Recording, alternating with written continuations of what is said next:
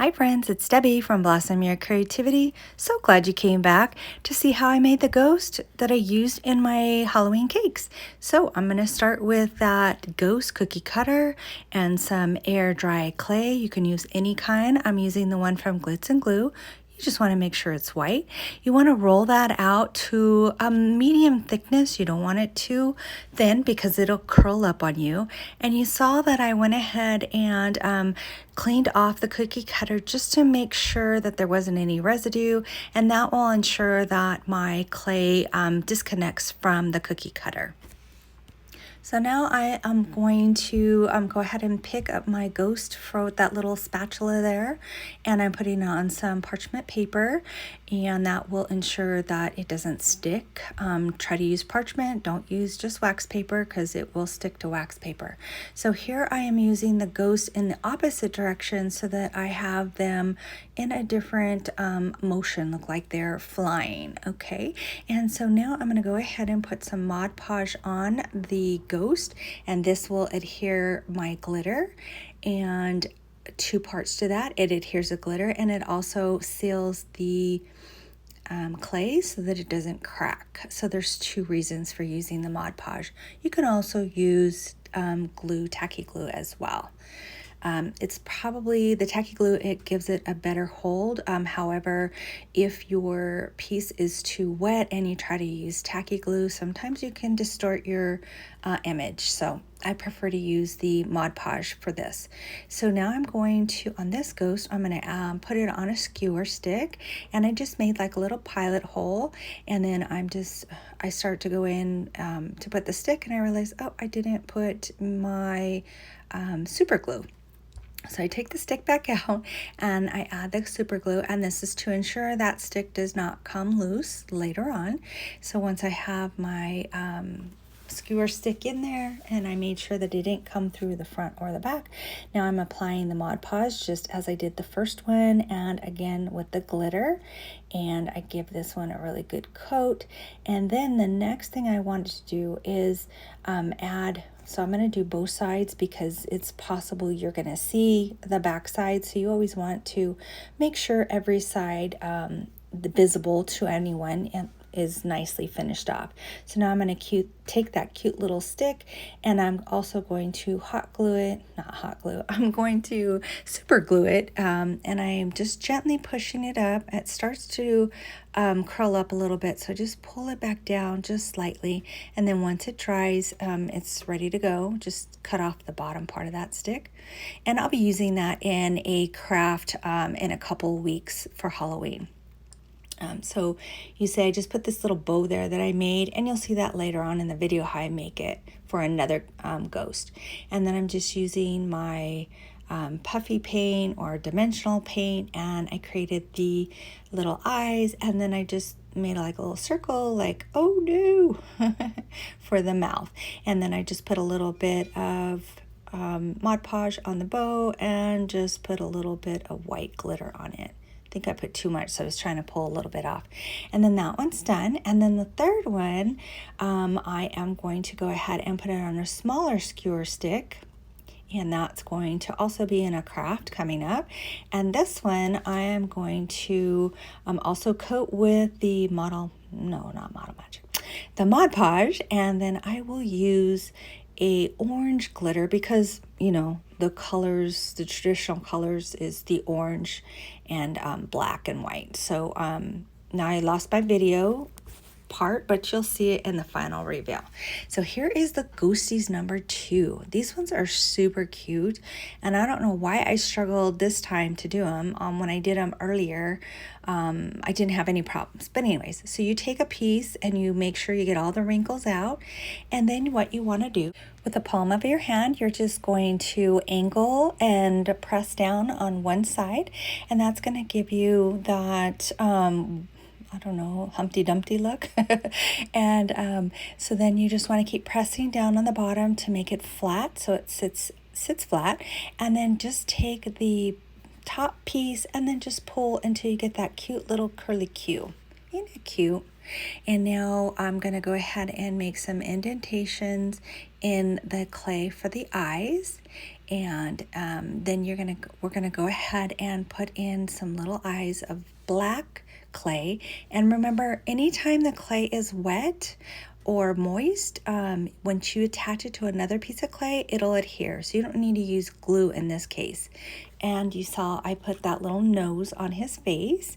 And I'm probably not going to put a mouth on this one, just the eyes and the nose. So you want to make your eyes really tiny because it's a very small little pocket that you created. And then you just simply put the eyes in, push it down with that little tool that I have, or you can just use your finger, either one. And then once I do that, I'm going to go ahead and put a color. I don't know if I show it, is blue. Oh, what am I doing? Oh, I am making some eyelashes because this is a little girl instead of a little boy. So I am creating the eyelashes from a very thin piece of clay. And so you just keep rolling and rolling until you get the thickness, or in this case, the less thickness that you want. And then once you have all of the little eyelashes done, and I just usually use 3, and then I'll just adhere it. Now, the more I worked with the clay, it kept getting dry, so I went ahead and now I'm putting white on the eyeballs. So I'm doing that, and again, it's a very tiny little piece. And you'll see I'll do some more to the eyeballs. Now I'm doing the eyelashes. So here's the eyelashes. And now that little tool is very helpful to grab those eyelashes and put them on. Oh, it was too dry and they weren't going to stick correctly. So I got them a little wet, but you have to be very careful because now that they're wet, they're going to start shedding the color. So that black will bleed into the white if I'm not careful. So here I am. Now I'm using a pair of tweezers to grab it because I don't want to move it around and cause black to get on the white part. These eyelashes are so darn cute. I just love how they turn out.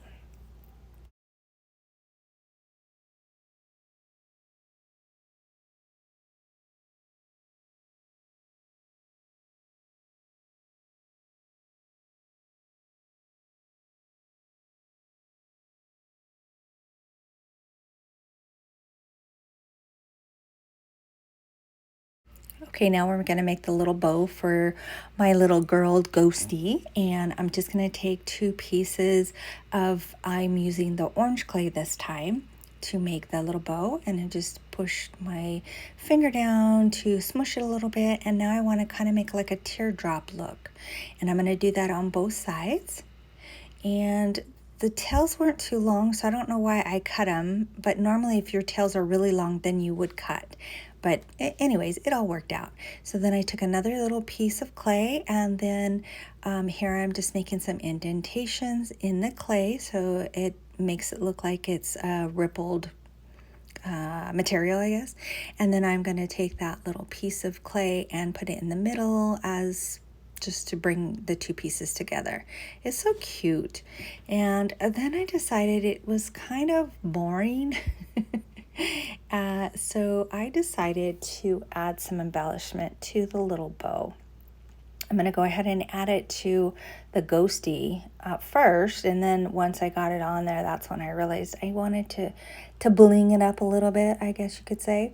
So I decided to use, now I'm going to go do the eyes. I'm all over the place in this video. So I'm going to add a little touch of blue, like the tiniest little blue ever, so that she has some blue eyes, and it's so cute. I just love it. Okay, so here now I'm blinging it up. There is, this is just glitter, pieces of glitter, and they're the holographic glitter. So depending on the way you move the ghost, it's going to have a different look to it. So I just had indented some dots with that tool again, and now I'm going to go back through with my other side of the tool, pick up the little pieces of glitter, and then insert it into the little holes that I made, and it's so cute.